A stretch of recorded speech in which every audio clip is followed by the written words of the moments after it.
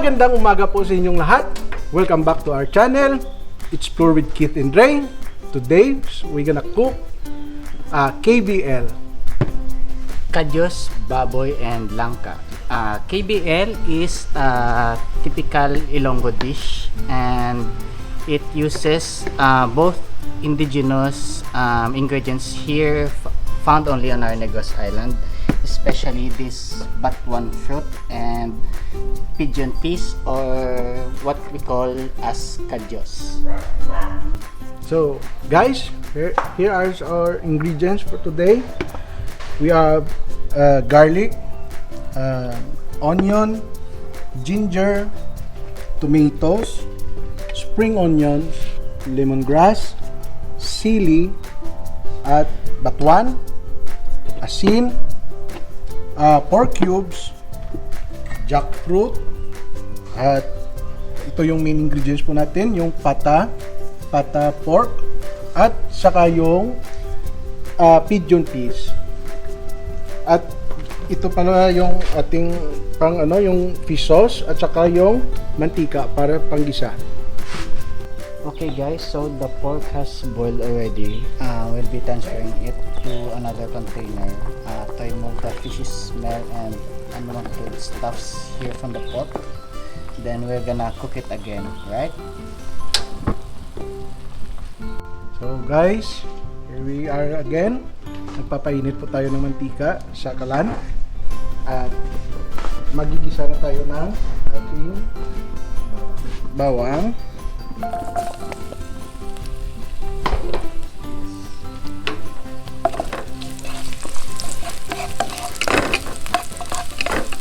sibuyas,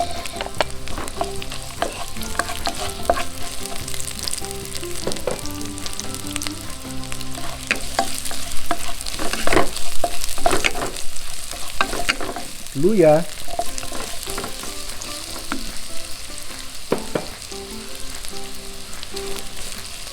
at maglagay din tayo ng kamatis. So, isang kutsa muna natin ito guys ng siguro mga 2 minuto.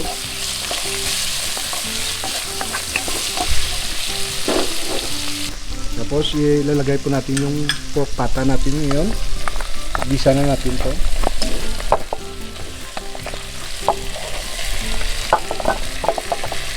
Magkano ba yung bili natin sa kit? Oo. May 1 kilo ako ito, no? May 1 kilong pork, pata. Gigisa natin to.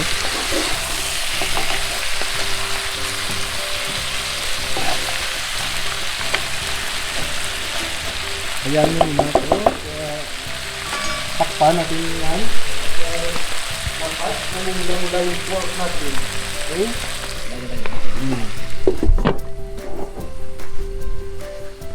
So guys, after 5 minutes, nag-isa natin yung pork.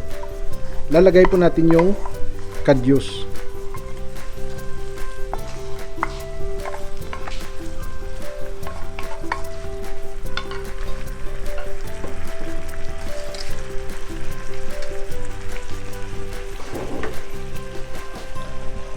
Tapos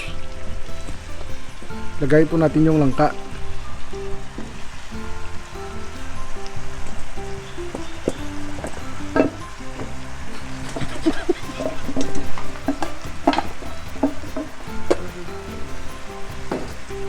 Lagyan po natin yung ating luto ng 3 basong tubig.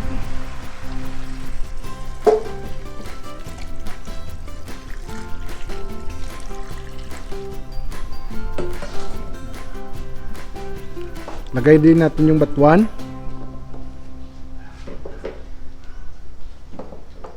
At saka yung tanglad. Tapos takpan po natin to.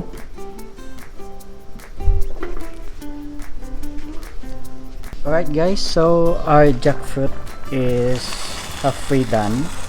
So almost soft already. It's time to add in our fish sauce. Just a little bit. And our pork cubes. Just have to scatter them.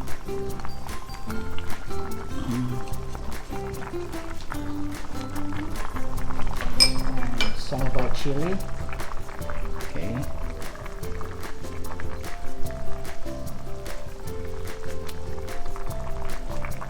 Okay, so we're gonna cover this, let it boil for around like 5 minutes, and it's done, right? Okay, so it's time to add in our green onions.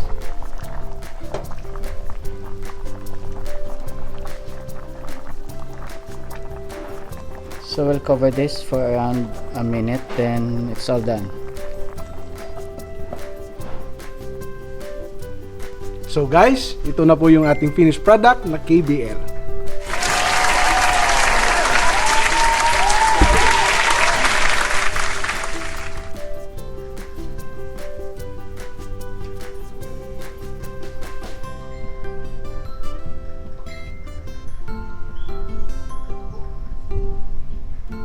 Alright guys, so thank you so much for joining us today. If you have any comments, please leave that in the comment sections below, and please don't forget to press the like and subscribe button.